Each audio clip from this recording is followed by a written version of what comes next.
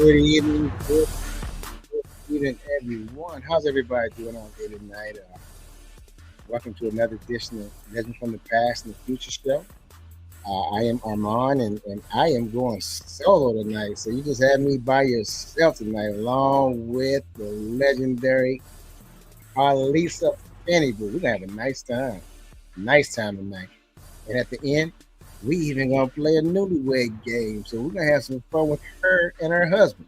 Huh? Don't that sound exciting? But before we begin, I have to congratulate our own Deja Smith for getting her degree from Frostburg State University. Deja, congratulations. Thank Huh? you. How does it Thank feel? you. How does Feels it feel? good. Feels good? Feel- Yeah, feels good. Don't you be acting like you grown now. You understand? yeah. All right. Yeah. Yeah. See you later. See ya. Bye. Another thing is we got a lot of things coming up. This Friday, the Legends from the Past and Future show will be sponsoring a golf clinic in Davidsonville. We will also be streaming live that day. It starts at 8:30 at the golf course in Davidsonville. You know what? We have our upcoming shows or whatever goes on with the Legends show. You can follow what's happening at our website. Visit our website at legendspastandfuture.com, legendspastandfuture.com. You can keep up with the events, current guests, future guests, past guests. You can even purchase some merchandise. You can become a donor or a sponsor by visiting our website again, legendspastandfuture.com. Visit today. Now, without further ado, we have a trailblazer tonight, y'all. And she is getting ready to come to the stage. Deja, give me a hand clap real quick. I got to get some hand clap for this one right here. Coming to, crank it up, Deja. Crank it up. Crank it up. Coming to the stage is Carlesa Finney. Hey, Carly. Hello there. Hello. Welcome to the show. How you doing? I'm great. I'm great. Thankful and blessed. Yes, you are. I'm so glad you came on. I tell you, it's a blessing and an honor just to have you on the show. And let me tell you, you need to go to my website, my page on Facebook, and respond to all the great people who made some great comments about you coming on the show. Oh, wow. Don't you think that's necessary? Oh, absolutely. Thank you. It will do my heart really, really, really good. Thank Yes. you. Yes. Thank Well, you. I went on when you first put it up, but that was before other people saw it, so I need to revisit. That's great. cool. Well, this is what we're gonna do first, Carlisa. We're gonna you familiar with the time tunnel Mississippi show, right? Oh, Mr. C, that's my man. Absolutely. Well, guess what? I'm here to tell you. This is the real time tunnel right here. Okay. So we're gonna go back. Let our viewers know where you were born and raised. Oh, my. I was born in Richmond. My parents moved to a little place called Rustburg. A lot of people don't know it. It's between Chesapeake on the Eastern Shore, Maryland, and Richmond. And this little lady uh, took us in, took my parents in, and I was able to be born, rushing up the road to Richmond to be born, and was raised after that. My father had got a job as an extension agent at the University of Maryland Eastern Shore, and we moved to Princess Anne. Some people don't know that we were way down past Salisbury in Princess Anne at what's now UMES was Maryland State. Yeah. And my mom taught at the Somerset High School right there, right off the campus. And I was raised there. And my sister was born in Washington, and my brother was born in Salisbury. And in 1963, we moved here to Anne Arundel County. Yeah. Okay. So where did you attend school at? So I went to Greenwood Elementary School in Princess Anne. Mm-hmm. I actually was started off my a highlight in elementary school. I became the queen, Mayday queen, because my parents sold the most cupcakes. But that was sort of the beginning of being in a position, I guess you call, of spotlight. And when I came here, we went to Germantown. We were supposed to go to West Annapolis, but because my mom taught at Bates, Yeah. we were able to go to Germantown because my mom was able to pick us up and take us to school and that kind of thing. So I was Awesome. in one of the first integrated schools in Anne Arundel County. Anne Arundel County took almost 12 years after the so-called Board versus Brown decision to integrate. Took us almost 12 years to actually integrate all of our schools. So Okay. Okay. I was very So when you left base, you went to Annapolis High. Is there any? junior high and Bates. I went to all those schools over there because of redistricting and all that. So I had a chance to get the flavor of all of them. Okay. Okay. Okay. Now, when you left Annapolis High, where did you go? What did you do after graduating from high school? So I had a wonderful school time here in Anne Arundel County, first of all, and I was very blessed to be able to be a cheerleader. And many people know that I married my high school sweetheart, who was a basketball player at the time, Mark Thomas. So when I left my family to go to Delaware State, my father's alma mater, Uh-huh. and went there for 2 years and realized that they didn't really have the major that I was interested in. So I transferred to Towson, and my sister came with me. She was in a school in Minnesota, and we both got to go to Towson and graduate from Towson. And we got to graduate together. I graduated in in January, and she in June, but we got to walk together. That was really special for my parents. Wow. Wow. Now I'm going to back up just a little bit. Okay, You said that you were a cheerleader, I was. and Mark was big time on the basketball He team. was. Uh-huh. Yeah. Yeah. Yeah. So I know, and it could be one of my questions later on. uh, One of my newlywed questions later on, but I know who the fast one was. Yeah, yeah. Well, uh, we actually met in seventh grade, and I'm Okay. not going to go answer all your questions that I don't know about yet. But we've known each other since seventh grade, and Man, that's amazing. That's amazing. Now, what was your major while in college? well, I majored in psychology. I thought I wanted to be a child psychologist, Uh-huh.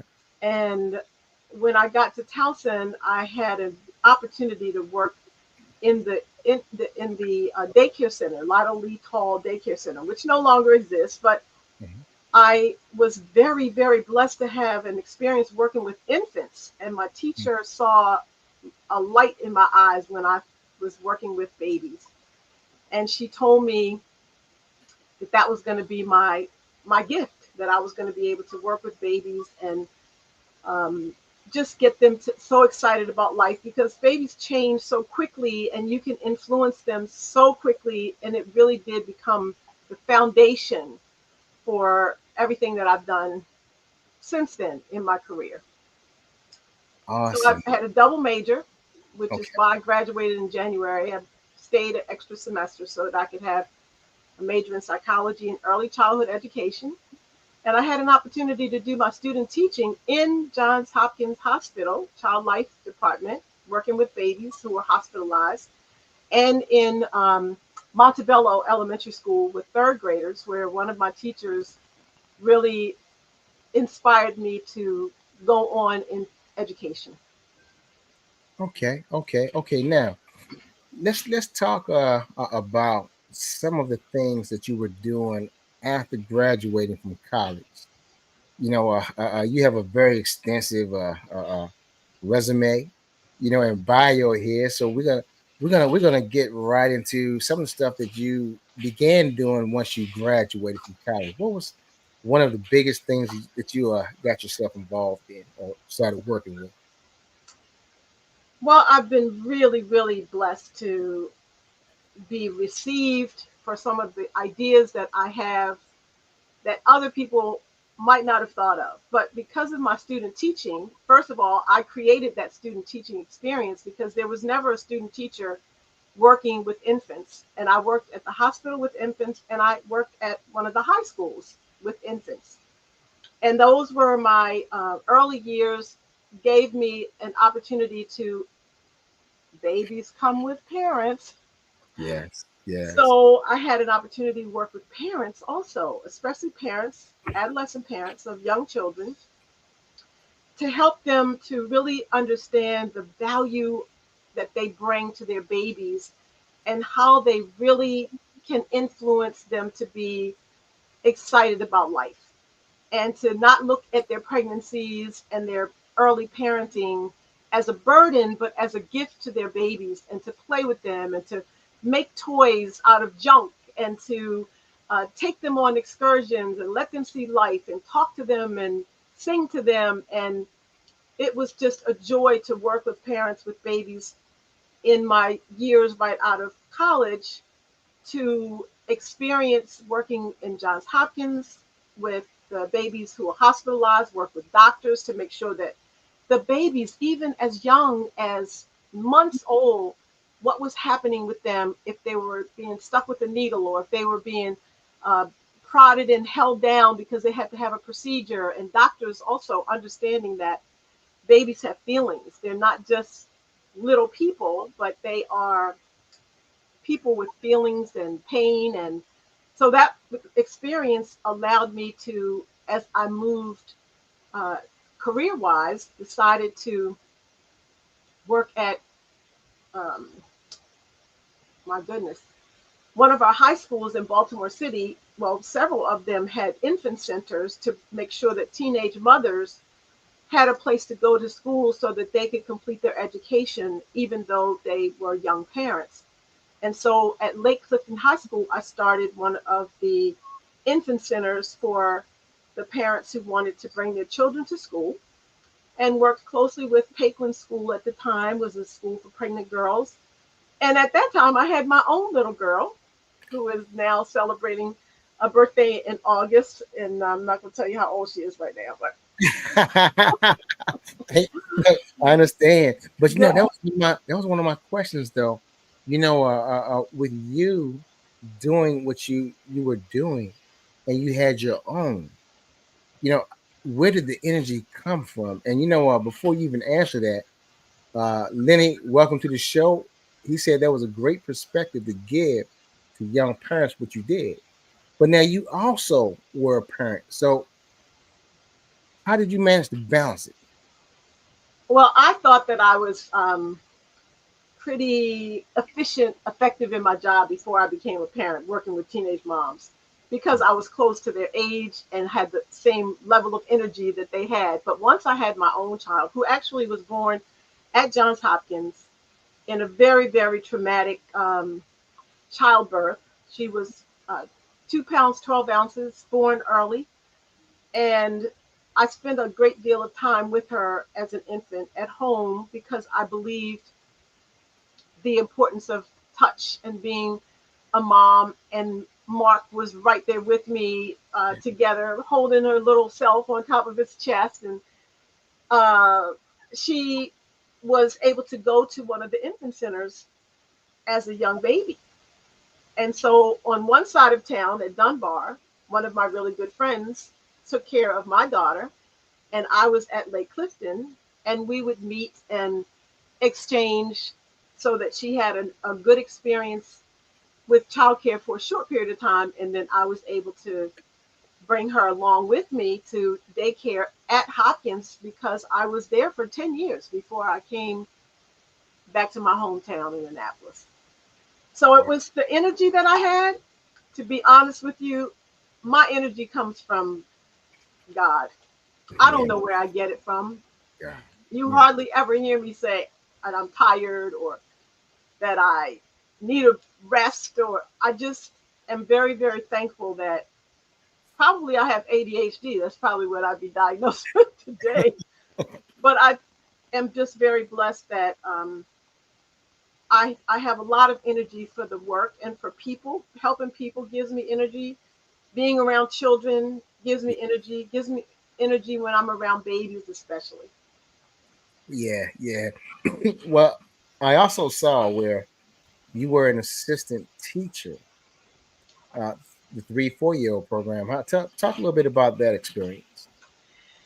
So I was an assistant teacher at the Lottery Call Center. We had daycare there. So we had the infants that came in just as a drop-in kind of opportunity. But I was an assistant teacher, so I got to help with the snacks and play with the babies, the toddlers. Then the young people, they were 3, 4, 2, and that was another way for me to learn how to organize, how to work with parents, how to work in within the system to understand regulations.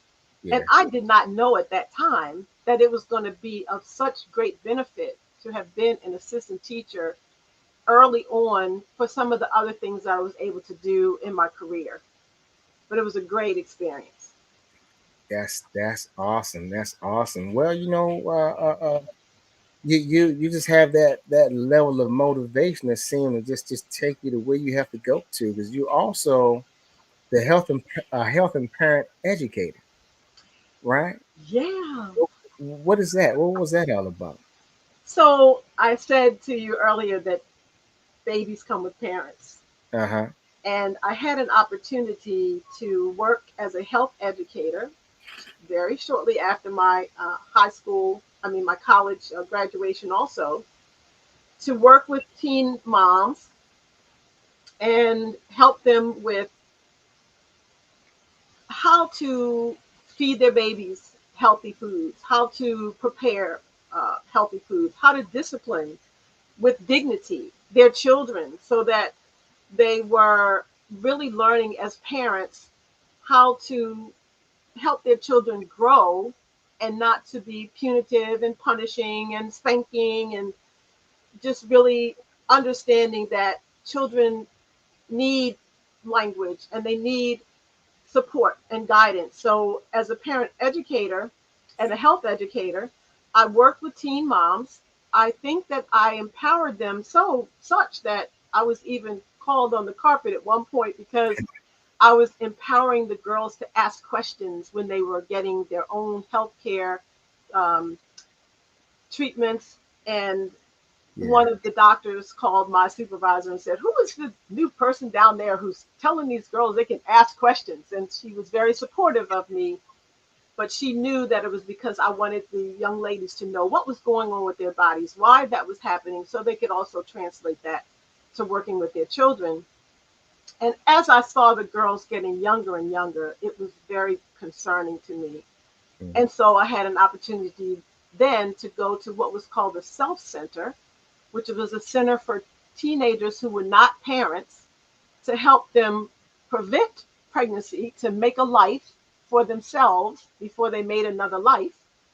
And in that center, I helped parents of teenagers to be prepared to talk to them about their bodies and the changes and the kinds of ways that they could prevent pregnancies early, and what they would do if they found themselves in situations where they didn't feel they were in control of their own decisions, if they were faced with uh, questions from other people about who they were and how they were. So I had an opportunity to work in pregnancy prevention as well, after having worked as a health educator with parents who were getting younger and younger, as it was my experience.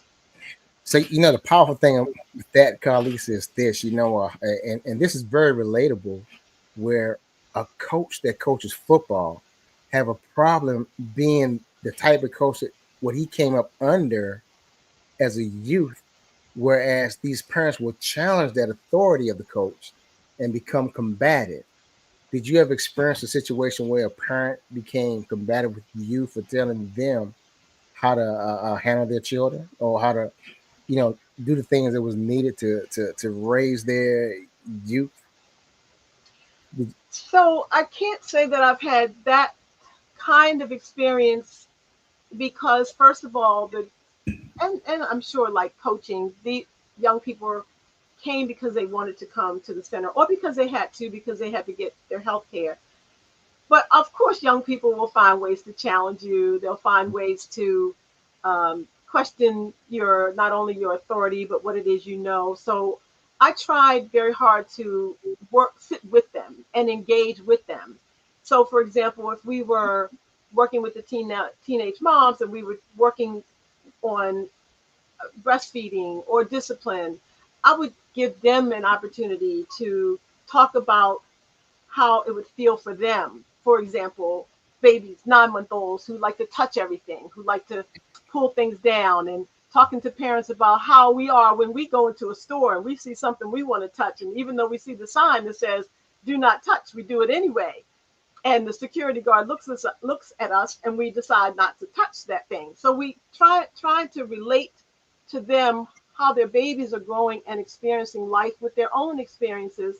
And then if I saw someone who was made really be, I guess, contentious or oppositional, I never have a problem sitting next to them and just putting my hand on their knee or on their shoulder, or look them in the eye and ask them if they're having a tough day today, that they don't have to participate if they don't want to. I try to develop some relationship with them. And Yes. 99% of the time, I didn't have such a contentious relationship that we couldn't work it out. Yes, yes. Well, you know, I noticed your progression as you moved up that ladder was pretty rapid. All right. So now we're at the Anne Arundel County Economic Opportunity Committee, the Community Action Agency. Now tell us about your experience there.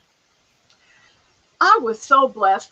You're talking about going back in time, this is really interesting for me to talk about this way. But I was in as a health educator at Hopkins, was in my supervisor wrote grants to expand programs in the community in Baltimore City, in Maryland. And so I was there when they wrote the grant for the first 4 family support centers in Maryland. And one of them was in Anne Arundel County. And it was run, operated, administered by the Community Action Agency. And I was so very blessed that I was able to come back to my hometown and be one of the first directors. Linda Gaither was working at the Community Action Agency at the time. She hired me under Evola Peters. And shortly after I got there, Linda Gaither went to uh, uh, um, the Maryland Family Network to be able to supervise other directors across the state. But I got to stay in my hometown and work under the Community Action Agency, under Dr. Peters. Well, she wouldn't say Dr. Peters. I call her Dr. Peters because that's how much experience in life she's had. But at the Family Support Center, we brought parents who lived in the Eastport community and even in the Robinwood community, because we ended up getting some transportation to bring their babies, drop in, bring their babies to the center. Their babies were engulfed with language and music, and Marsha DeJesus was our child care provider, and then Debbie Woods became a part of that team. So they engaged with the babies, and we would offer parent education, cooking classes for the University of Maryland, had hands-on with the Junior League. We brought all of these different agencies and organizations to the Community Action Agency to partner with us to get furniture from the old Bates before it was renovated. They had uh, furniture that they had taken from some schools. We just opened up the community, opened up the doors. The people in the community received us at first, not very welcoming because they didn't want to lose their community center. But we Mhm. were able to open it up and expand. We ended up with the guys who used to hang out at the center doors, having a weight room in the old laundry room. We even had a thief. We had somebody who came and stole some TVs, and the guys in the neighborhood rounded all those things up and brought them back. And people said, "How did that happen? Nobody ever Wow. brings things back." But we were able to get the young men to work with us and help us. They uh, ended up working there. Some of them working there. Some of them being uh, supervisors or security if we had programs with the parents. We just try to find a way to bring the community into that setting because it was their community center, and we had a lot of activities working with parents. And then Mrs. Peters asked me if I would help to supervise our Head Start and our Youth Services Bureau and our Senior Center, Senior AIDS program, so that we could bring all of the family programs at the Community Action Agency sort of under one umbrella. And we wrote grants. We did education in barbershops and beauty shops during that time when AIDS was on the rise. And Cynthia Carter and Ms. Brown, we all did some things in our community, and I was very blessed to be able to work with people who had lots of gifts and talents and wanted to do some good things for the community. We fed children. We had Mr. Holland would make food and Thanksgiving dinner, and we had a little boy. We bought him a little bicycle because his mom would always kick him out in the morning, and we didn't want him to be out there roaming around, so we bought him a bike. And his little kids would come to the door and say, they'll help you. If you want to come in, they'll help you. So we felt really good about what we were doing at that family support center, and especially with moms, to try to get them their GEDs, try to get them jobs, try to get them counseling if they were having issues with drugs or alcohol, and just offering lots of services right in the neighborhood. People could walk in and try to get some help. And I offered these vouchers for them. Anytime they would come in and take a class, they could get vouchers. And we had J.C. Penney's gave us food, gave us clothes, and they would come in and use their vouchers and buy whatever they had donated to us to the center. So we just tried to be innovative and creative to try to bring some life to the community, where oftentimes the young people especially just were not sure how they were going to make it if they wanted to be independent. So, just to let the audience know, what we're talking about here is dealing expressively with the community. So Carlesa does a lot within the community, the village. I want to save this for last, but I can't help but to bring it out now. You just doing so much. What can we do to really get the community more involved in everything that you're doing, Carlesa? Well, I've been doing this a long time. You're talking about my early history. I have done so many different things, and I've tried in every position that I've held to engage the community in some way. And so I took on a saying that I've heard other people use, but it's one that I've adopted for myself for a long, long time. And that is, nobody can do everything, but everybody can do something.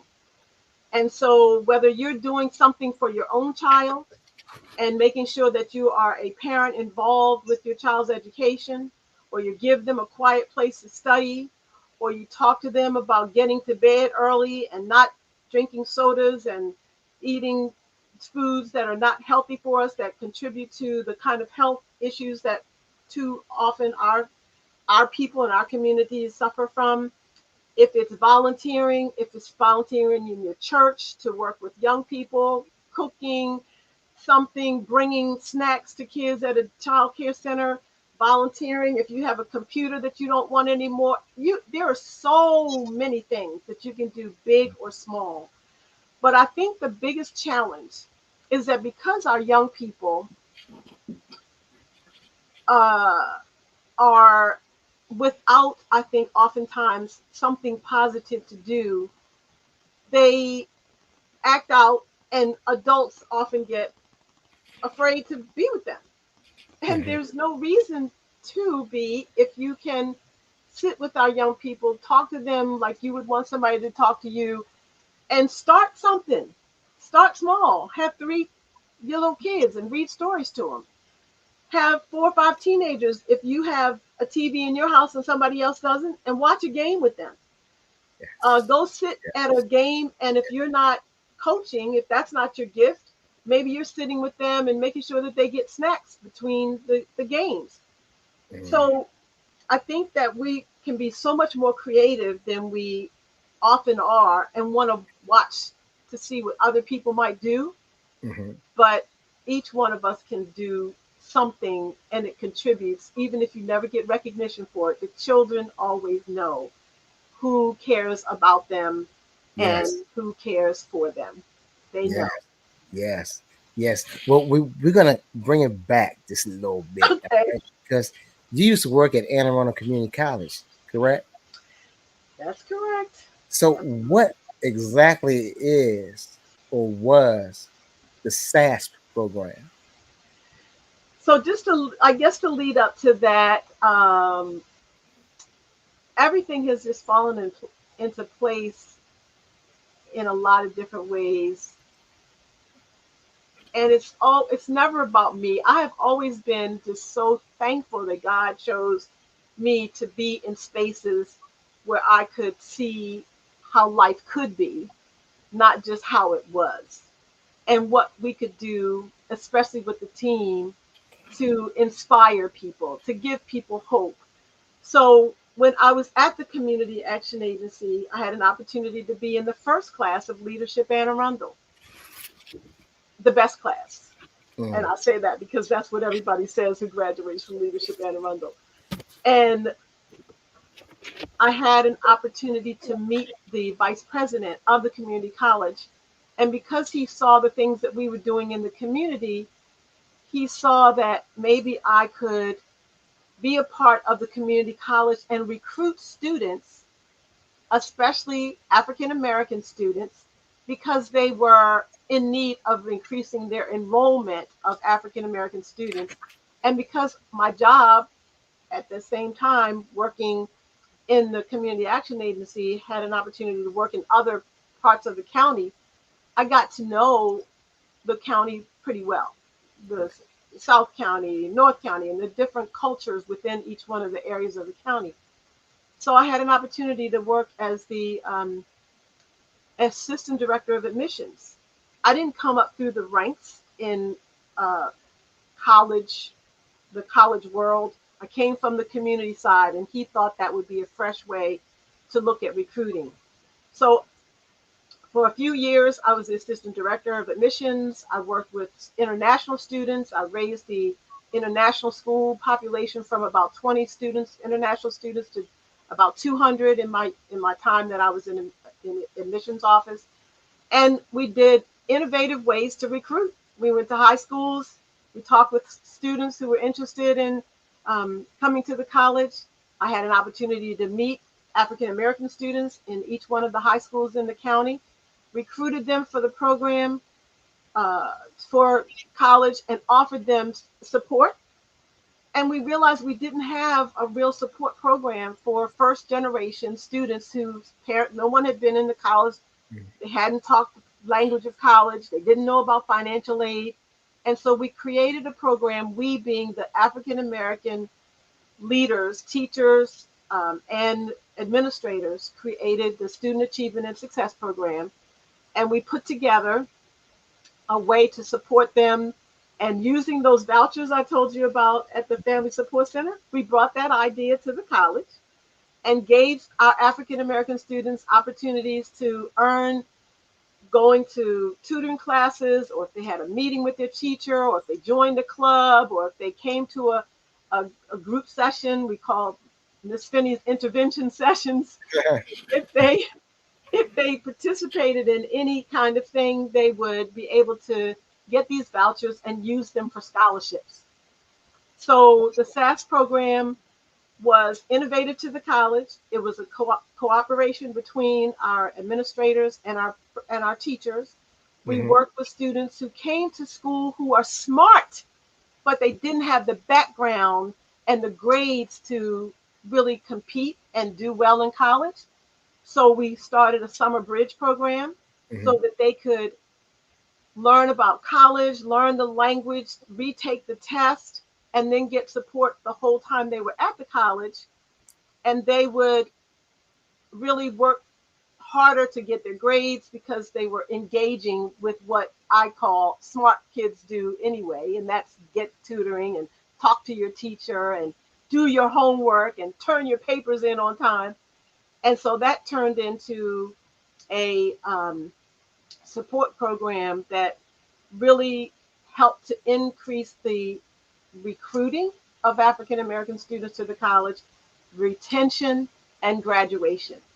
So I feel really good about what the team did, and I was blessed to be the administrator of that program, and it still exists today. Well, you know what? Before I ask you my next question, I have to show this. Now this guy was my Afro American teacher at Annapolis High, and this is what he said. Can you see this? Do you know who that's from? No. That's Stephen. Yes, Steve Yeah. Bain. Oh my gosh, yes. Yeah. Now to get him out and on says a lot about you, Carlesa.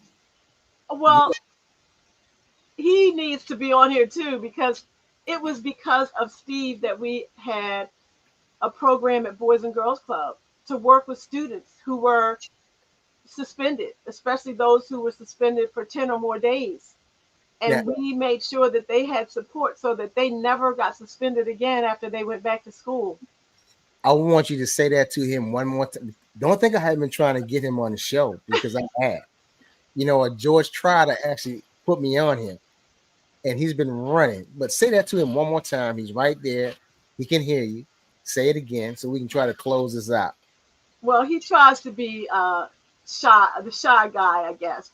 But he's very smart, very positive person, very creative himself, and cares so much about young people. And he's been able to be a mentor and a role model for so many. And he needs to be here because he contributed so much more than people, I think, even know in the community, except like you, who had him as a teacher. But and you know, that's what this show is all about. The show is really getting people to tell their story, the impact that they have had on communities, such as yourself, and how you were inspirational in whoever SSD is, saying that they're product of. They were part of the student success program. Yes. Wow. Yes. I still have relationships and interaction with some of those students who graduated. They have their own jobs, or they have their own kids, or they have their own degrees, some of them with master's degrees, some of them who have gone on to be stars. Messiah Ramkisoon, who is in New York, who does a lot of, who does rapping, and he does a lot of work with young fathers. We started the first students that came to me and asked me, would I be the advisor for the first poetry and lyric performance club at the community college? And these young people did so much work. Anna Temple, and I mean, I could name so many students who have gone on to do things in theatrics, in spoken word, and those young people used to perform in other community colleges around Maryland and in our own community college, bringing young people to the community college to see what they could do, and they have just had an opportunity to express themselves, and boy, was that a joy for me. Well, you know what? I want you to tell not just me, but tell the viewers. And I'm going to show you something that your sister just got through posting, okay? But not yet. Okay. Stop reading. Okay. Hey, but how did you manage to grow the international student enrollment from 20 to 206 years at Anne Arundel Community College? The international. The international students, oh my goodness. Well, I was allowed to and supported to do more publicity about the international student population, and offered them support as well when they came to the college. We even in my own household had 2 international students to live with us to get them started. I know. And my staff used to say, "You can't bring the puppies home, Carlesa." But whatever it takes to try to help people is just what really inspires me. So I was able to grow it by, after a while, word of mouth, the publications, and learning about international student regulations. So I spent a good deal of time learning about myself, how international students can be successful here, what kind of sponsorships they need, what kind of rules and regulations they have to follow when they come here, how to stay here, how to stay in school and not lose their visas and opportunities to be students. And so over time, we were really able to not only grow them, but they felt, I believe, very supported because we had a community of international students who then ultimately started helping each other. That's beautiful. That's beautiful. Now I'm going to show you what your sister said. Okay. This is what your sister said. Oh, thank you. This is a blessing. My sister and I are so close, and my brother. The three of us. My parents brought us here to Anne Arundel County, and we each found our different pathways. And I'm very, very happy that my parents were able to just inspire us to keep going in whatever it was we did. They came to programs that we hold, whether it was, in Annapolis or Baltimore, and my sister working with Artscape in her career, and my brother having his own business, putting in security systems in homes. He's been able to go to homes, and people remember him when he was a young boy. He was a Navy man like my dad. So we come from a family that's very supportive of one another, and we just try to spread the joy. I'm thankful. My father had 4-H camps, and he brought lots of people. Lots of young people from the community to do something they had never done before, to go to camp in Garrett County and in South County, Maryland, West River. And of course, many people know my mom was a teacher. So it's just, I'm blessed to be able to take care of what I think they gave us. Thank you, Kayla. You may not admit this, I don't know, but you are a product of Spar Road. You know that, right? Hey, I've claimed every neighborhood. I claim every neighborhood because I have friends still in every part of the Annapolis community, and we still stay in touch, many of them. Thank you for that, Armand. Well, look, I'm going to show you what Margaret and Nick just said, and then after that, tell our audience what you're doing today, okay? Oh, my. This is what Margaret said. Oh, thank you so much. Thank you. Yeah. I couldn't do anything without the support of people in the community. Oh, this is my nephew. That's so great. Oh my gosh. He has his, well, that's a long story, but my sister was married to George Phillips of Star Point, and that's George, my nephew, George III, George McKenzie Phillips. So I have a history with Crownsville. I have a history. My sister been going into what do you call it, gold records and hanging out with the stars. But George has his own business. He coaches, and he teaches students who are learning soccer. He was a good soccer player himself, great soccer player himself, and he has Flimland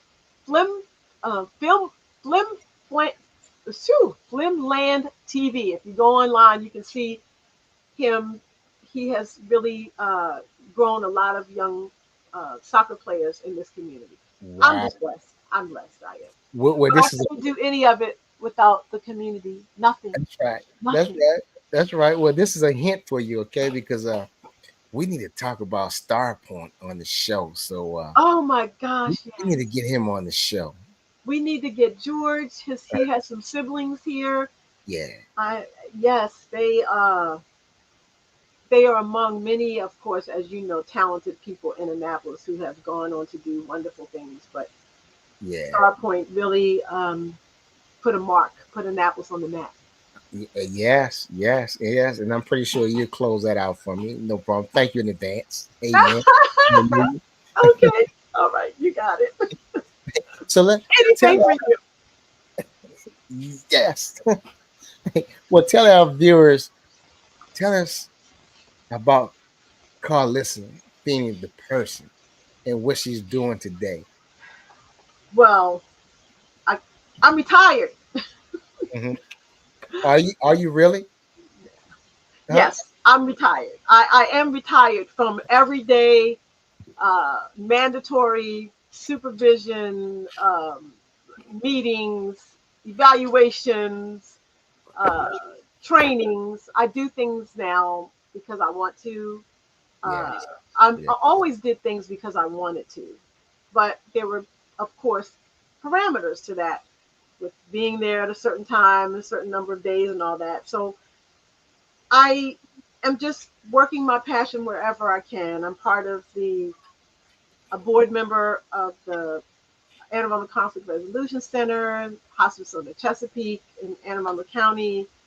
You know, I was at 12 years at Anne Arundel Medical Center. I'm not doing that anymore, but still working in healthcare wherever I can because it's always been important to me to help people understand the disparities and how we can use practical programs and ways and inspiration to change some of the outcomes for especially for our youth. Yes. So I trained with Kids at Hope. We were a Kids at Hope.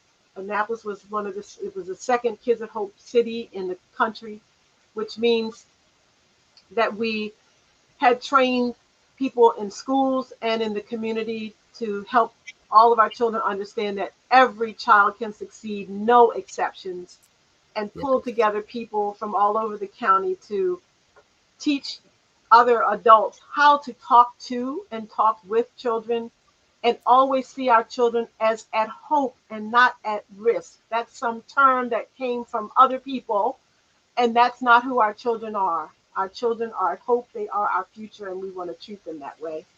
Yes. So I'm still doing a lot of different things with individual parents who might have problems navigating the school system, if their children are having issues and they want to know the policies. I worked in Prince George's County for 5 years as a resolution specialist, so I learned how to navigate various systems to help parents to make sure that their children were being treated fairly. That's very important to me. I will always find some kind of way to be involved.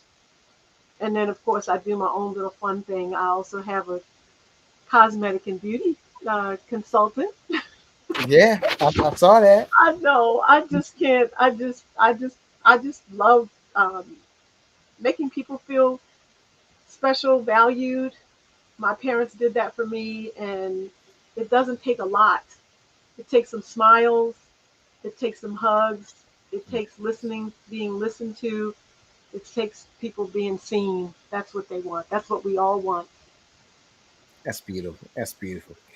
Well, audience, we're gonna have some fun with Carlesa.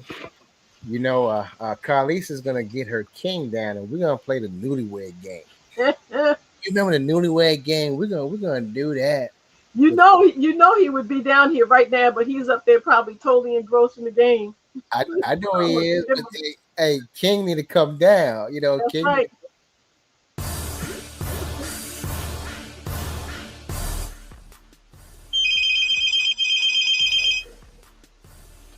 We probably lost track of time. This has been so wonderful. I cannot thank you enough. But most importantly, when I saw the show a couple of times, I wanted you to know how proud I am of you and how you have not only helped the community by introducing different ones to come on your show and tell their stories, but they're always heartfelt and they're always real. And I hope that people will grow. Come down, come down, come down. Okay. He said, "Did you call me?" I didn't do that. I think somebody else is calling. But having a chance to listen to people in the community, know how they've contributed, and I'm blessed to have worked with many of them in the community. Leslie Stanton, Darius Stanton, and George Trotter, people that you've mentioned. You've done a great, great service to our community to not only bring the old heads like us in, but to young people to encourage them and let them know that they have some gifts to share. Don't be selfish. Give those gifts and make our community a better place. Thank you, Carlesa. I appreciate it. And that's what it's all about, you know. Yes. That's what this show is all about. And it's you know, when God gave me this vision, it was because back in the day we didn't have what out there today, social media, where they can know about a Mark Thomas and his basketball skill, or Leslie Stanton and his basketball skill. Ah, You see, so you know, God gave me this come vision. on in. You, please. Come on in. Yeah, there he is. What's up, bro? Hey, Ken, come on here, Ken. We can have some fun. You and your wife, Not too much long. huh? Hey, I what's know, up, man? Let me get you to sit here. I know you watching basketball, but you know you made the first big mistake, Ken. What's that? You have a Pittsburgh Steelers sweatshirt on. Hey, man, I'm a Steeler fan, brother. That's all it is. You're probably a Ravens fan. Hey, so what we're gonna do now? All right, we're gonna play the Newlywed game. You remember the Newlywed game? Yeah, I got you. All right, I'm gonna ask you a few first questions, then I'm gonna ask you a funny Newlywed question. All right. The first question is, who made the first move? I probably did. I probably did. Yeah. I probably did. Yep. Even though he said he was playing, his teacher told him to play hard to get. Yep. My homeroom teacher told me to play hard to get. Is that right? Yep. All right. He wrote me a little letter. Said, "Will you be my girlfriend?" Oh, right. Answer yes or no. You in the block, you put in yes or no. What? Yeah. Okay, what was the first trip that you two took together? Probably Canada. Montreal. Yeah. Montreal, Canada. Okay, was that a anniversary or just a trip to take, or? It was trying out his new car. He had a brand new white Celica that he used to wash every single day.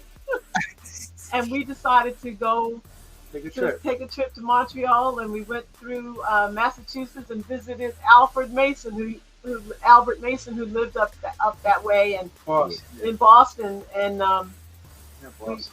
no, Massachusetts, somewhere up there, and we went to Montreal. That was our first trip. Wow. Ah, see, now I got you. Here's a question for you now. What was your first fight about? Huh?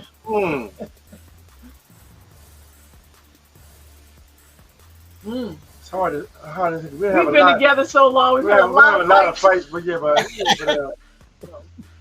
but Come on, some folks can see your face. There you go. Okay, We didn't. You know, we probably I had a force a little small. we probably had fights about sports. That's what I'm gonna say, because sports. I call sports. myself a sports widow. So we might want to go someplace, or I think we want to go someplace, and we get into a fight about it, and I say it must be a game on. That's right. That's exactly right.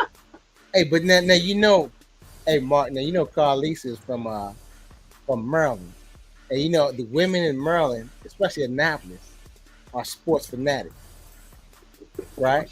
She's not from Maryland actually, but yeah, I am from she's Maryland, from Maryland, but but not That's from right. Annapolis. Not from Annapolis, This is the yeah. closest I could get to being a native is marrying one. But I love sports. I was a cheerleader, and my father taught us how to play football. You know, taught us the game of football and basketball, so we knew when to cheer.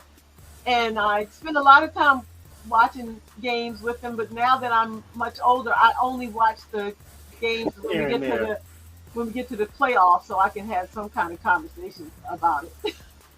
Wow. Okay. All right. Well, I tell you what, I'm gonna ask you one more question, maybe two. But if you were shipwrecked on a deserted island, who eats who to survive? what's that again? So you shipwrecked on a deserted island. You know that Gilligan's Island stuff. I got you. All right. So who eats who to survive? I'm gonna let her eat me. Oh. Hey, all right, say no more, King. Say no more. You ready to go watch the basketball game? No. That's what I would do.